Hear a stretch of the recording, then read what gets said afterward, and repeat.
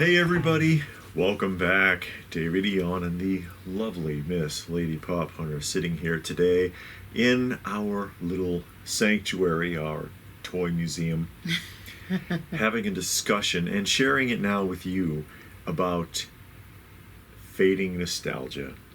Part of our Fading Nostalgia series. If you're new to the channel, you can find that in our archives. We've done a few videos talking about fading nostalgia and the modern dystopia that has taken away our childhood, stomped on it, sold it back to us.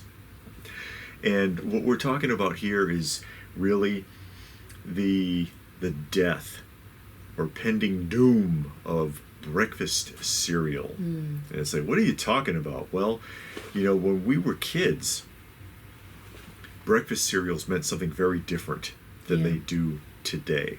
It was a staple. You see, we have some mascots sitting here. We've got like the original Tony the Tiger Bank. Remember when Tony was cute? Tony the Tiger plastic bank, and then of course these guys right here are product people, Snap, Crackle, and Pop, and this is the channel mascot.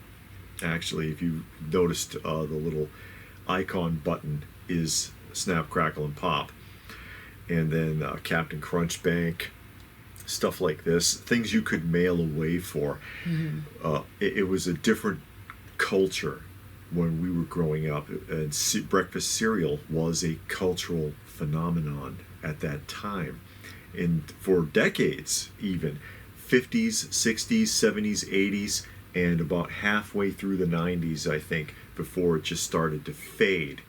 And these cereals still exist, but it doesn't mean the same thing.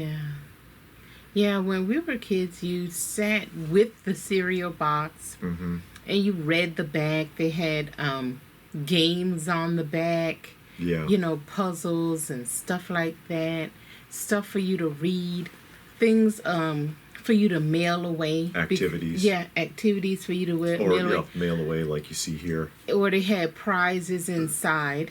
Yeah, like I've got the my original Captain Crunch little figurines that Captain Crunch, the Sog Master, and there was a whole commercial series based on these. And then the glow-in-the-dark, soggy little minions that you could only get with the board game. The mail-away Captain Crunch board game is the only way you could get these two. And then they had a lot of commercials. Each cereal had a commercials. I mean, you had Total, Wheaties, of course, Rice Krispies, Captain Crunch, Dig 'em. Everybody had their own commercial, their own theme song, their own mascot. A whole series of commercials themed around the cereal and making it entertaining and trying to put on like a little 30-second show, if you will, for the kiddies. But now you look at the back of a cereal box and scan a QR code, and you don't get prize. I don't know. I don't think you get prizes in them anymore. I think that's long gone. Or if you do the kids even care? Yeah, do kids even eat cereal like all that? Because I remember, what was it? Fruit Loops had a commercial out for a while. Oh yeah, and it a couple of years ago. Weird. It was like some kind of CGI world thing that they went into. Yeah, and Tony the Tiger still got commercials out where the kids are running, playing basketball. That's not bad because it's real kids. Unlike the Fruit Loop one where it was like a animated, and then they go into the Fruit Loop world and all of this, which was goofy. But it's interesting because it's again, and I talk about a lot, cultural phenomenons. And the breakfast cereal was a cultural phenomenon for children, and it spanned several decades. Yeah. And it tied in with other cultural phenomenons directly. Yeah. Specifically, one of the main ones being Saturday morning cartoons. Yeah. Because every time most people, when they think about Saturday morning cartoons, what's the next correlation to that? a big old bowl of cereal, and I sit down Yeah. and watch my favorite cartoons. Yeah. That's what everybody always say. I sit down with a big bowl of my favorite cereal, and Yeah. And it's some kiddie cereal. They're not sitting down with a box of Wheaties. You know. no, it was Or cornflakes. Oh, let me get me a big old box of cornflakes. That didn't happen. It was some Lucky Charms or something. Some super sugary cereal that you sat down and you ate, and you just remember that. But now, I don't think so. And you go to the cereal aisle, and it don't seem like it's as many cereal choices as it was before. Seemed like when we were kids, the whole aisle was all. It is a whole aisle. Is, but now it's like half full of like generic knockoffs. Or keto cereal and Yeah. nature Organic grain cereals. and yeah, all of that stuff. And it's like, oh, nobody wants that. But the the kids cereal has dwindled down. That section has dwindled down a whole lot, and it's more of the organic stuff. Or it's seasonal. Like right Yeah. now, this is being done around Christmas holiday. Yeah. And they got what? Rudolph the Red-Nosed Reindeer cereal. And they have like Elf on a Shelf cereal. Yeah. But who is that marketed to? You think little 7-year-old Jimmy wants Rudolph the Red-Nosed Reindeer cereal? He doesn't know what that is. No, he want Pop-Tarts. That's focused at us. Yeah. They're the people that they originally were targeting in their advertising. These companies, General Mills, Kellogg's, all of them, Quaker, in the 50s, 60s, 70s, 80s, and even the 90s, are still their target audience. Yeah. An example of that right here, Count Chocula. There is your Count Chocula, which you can only get in October now. They come out with the Monster cereals, and you see the 4 offerings. For some reason, they don't do Yummy Mummy anymore, but these cereals were only available around Halloween. Look at the back. Yeah. There's nothing on the back of that box. There's nothing there. Because why? Because we're the target audience for this. But it seemed like they would make the commercials geared towards us. And all it is a contest entry. Yeah, I don't That's what this is a contest entry. And it says you can get a Cause Monster Prize. I don't know what that means. Yeah. But we are the target audience still, and you can't even go get this now. You have to wait till next Halloween to buy Monster cereal again, unless there's just some left over somewhere. It's faded away. And here another example, right? Do you think your little 3-year-old really gives a crap about Hocus Pocus 2 cereal from Disney? This is for you. This is being focused at you. This is being focused at the adult. Oh, the front and the back is the same. That's right. See, there's nothing on the back. Nothing on the back at all, because who gives a shit? Nobody's. Again, this is limited edition berry brew, by the way. Ugh. From Kelly. Yeah, I know. We should give these away in a contest. No, we're gonna keep that for the next 30 years and then sell it. Oh yeah. Mm-hmm. I don't know if anybody will want. Vintage cereal boxes from pre 2000s cereal boxes do sell. I want the Batman cereal box. Oh, the 1989 Batman, and it came, and the Ghostbuster one. And it came with a bank. Did it? Yeah, it came with a Michael Keaton Batman bank, and it was shrink wrapped to the box. Oh wow! So you got it. It was shrink wrapped right on there like this. Oh wow! And they did the same thing with the Bill and Ted Excellent Adventure cereal. The animated, based on the animated series, it came with like a juice box holder or some crap that was shrink wrapped right onto the front. Oh wow! Back when they used to give you prizes like these, I brought these out too. Because who doesn't want like a Toucan Sam record album that was attached right to the box? And people didn't steal it off the box. No. They would now. Yeah, now they would. Now you'd punch this out because it was a punch out, and swipe it and take it home. Yeah. And so with that bank. I think there's so more you have stuff. a cereal box and no bank. More stuff being stolen now in the toy aisle than when we were kids by adults. Because it's not like little 9-year-old Eric stealing those Marvel Legends figures at Walmart. Okay, that's not what's happening. Or that one time where I was when the Mego Happy Days they reissued Fonzie. Yeah. And I was in I think it was Target. And there was a row of like 5 or 6 of them, and the comb the edge has been peeled open on all of them, and the little comb stolen out. I'm like, who the hell is doing it? It's not no little kid doing that. Somebody needed a comb for their Barbie doll. And then, for example, here's another one. Fruity Pebbles. What little kid cares about these? See, now, at least that one got something on the back. There is something. There's no prize. You don't get anything. No. But there is a maze on that dinosaur. Mm-hmm. It's not much. 1 gram of protein, by the way. It's part of gram. A complete breakfast. That's what they tell you. Part of a complete breakfast. And when they show you that in the commercial, it would have like a grits and some eggs and bacon. Yeah, and a glass of orange juice and a glass of milk and all. Yeah, because that's where you get all your protein and nutrients from, not this shit. But nowadays, your kids, they don't even know who the Flintstones are. The Flintstones started off as an adult show. Keep that in mind. This is primetime television. Okay, way back in the 60s.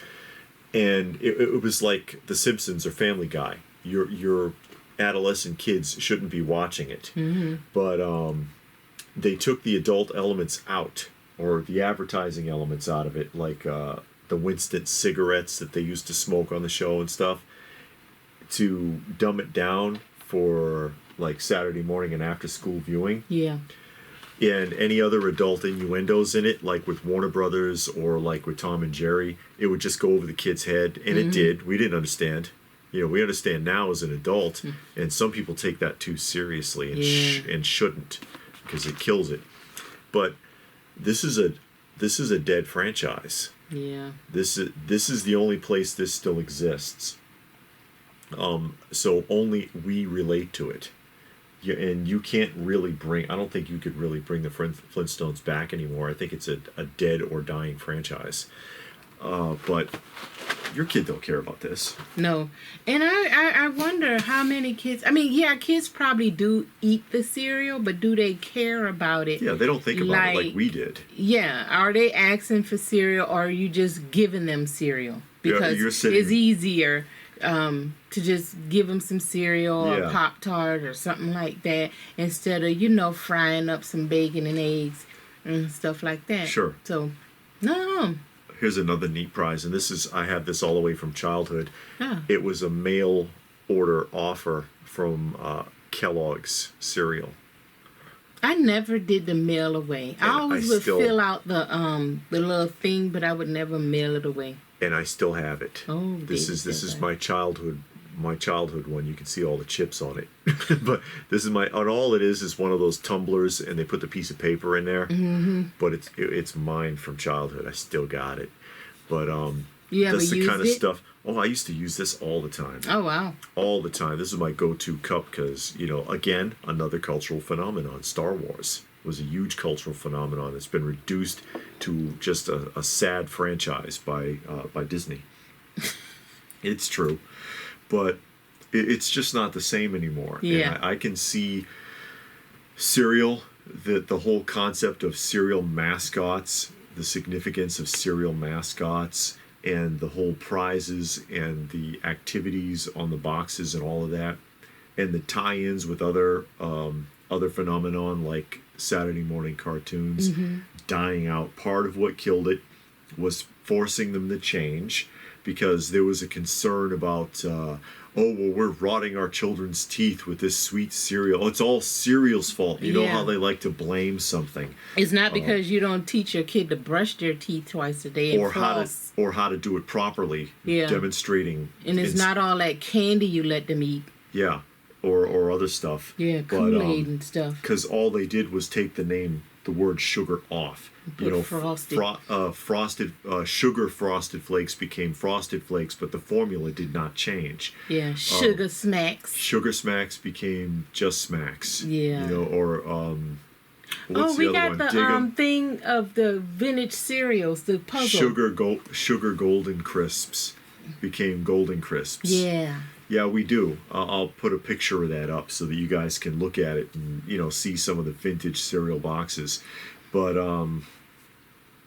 all they did was change the name because there was a big concern about unhealthy cereals. It's like, is it the cereal that's unhealthy or the way that it's being used? The parenting. Yeah, the parenting is the problem, and that was part of it.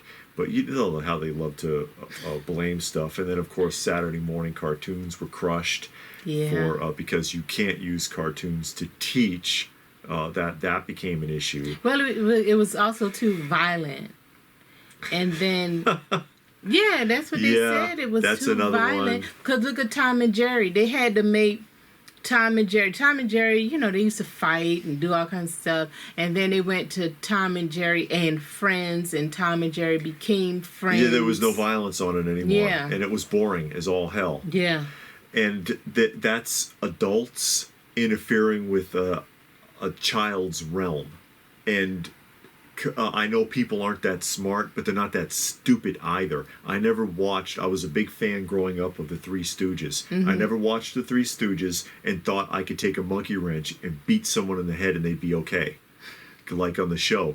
But then you watch the Three Stooges film that was the tribute film that was done a few years back, which actually isn't bad. It kind of holds true from the Wachowski brothers when they were still brothers. Now they're sisters. Yeah, I don't even want to get into that. But when it was actually not a bad tribute to the original concept of the Three Stooges, the way it was done, but they had to put a disclaimer in it. We didn't need disclaimers growing up. I knew if you hit someone in the head with a crowbar, they were probably going to die when I was 6. I didn't need someone to tell me not to do that.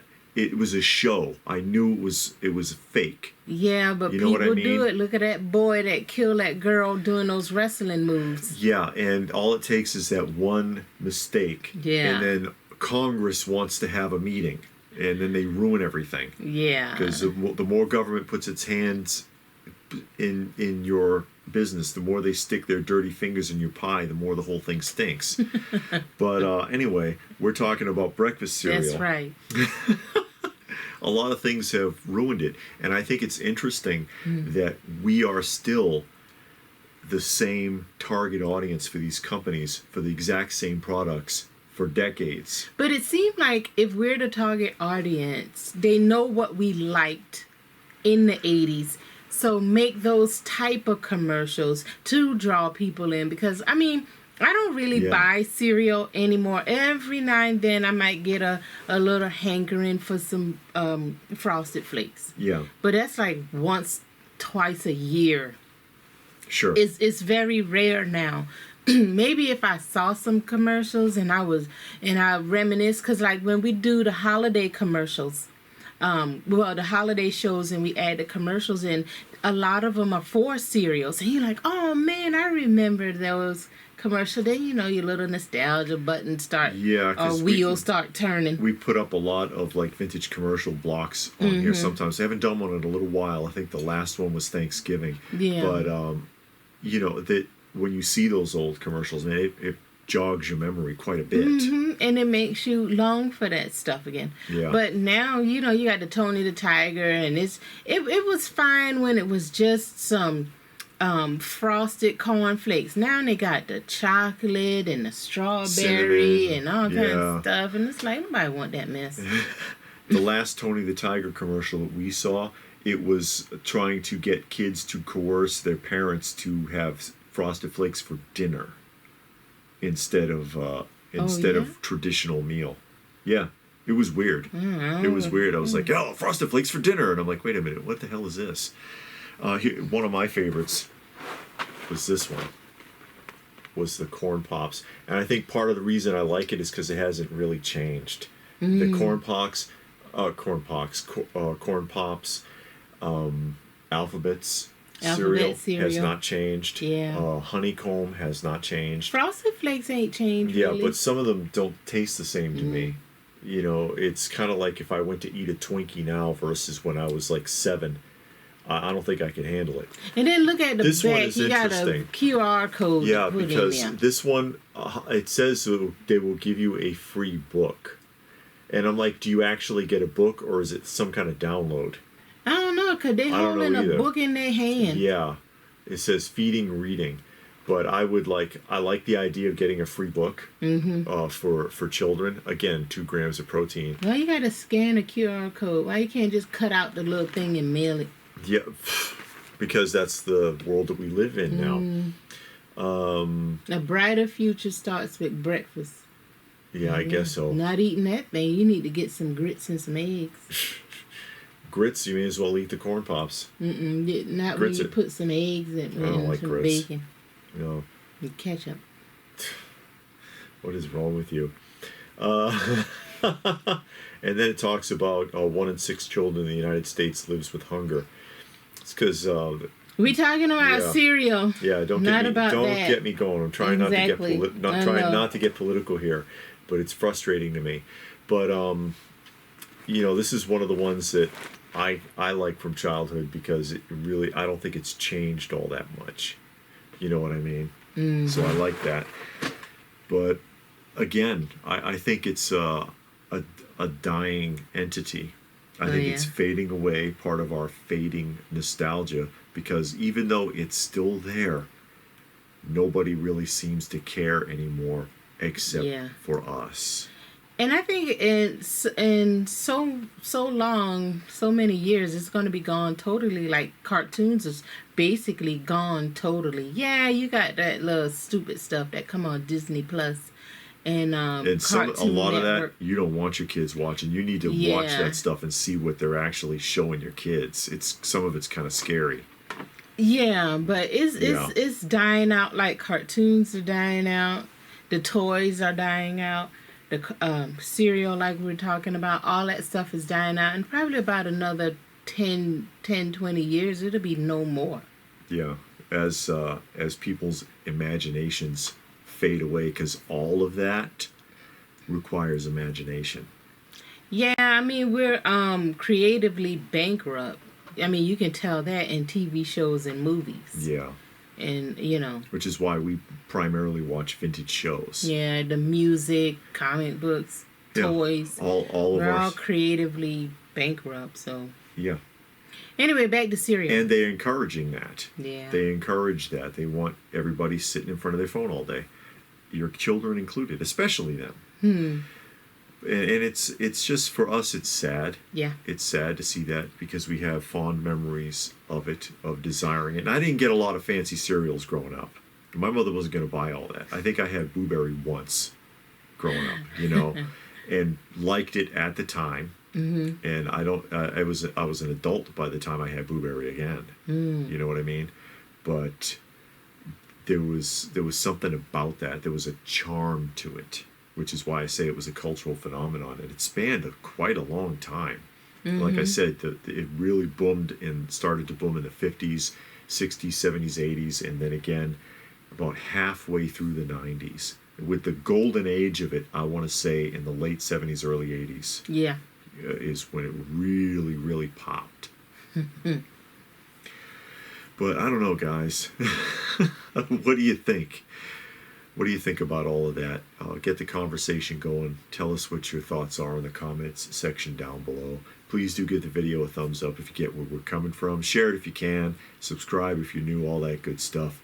And if that's it, then what more can we say but thanks for watching, and we will see you again soon.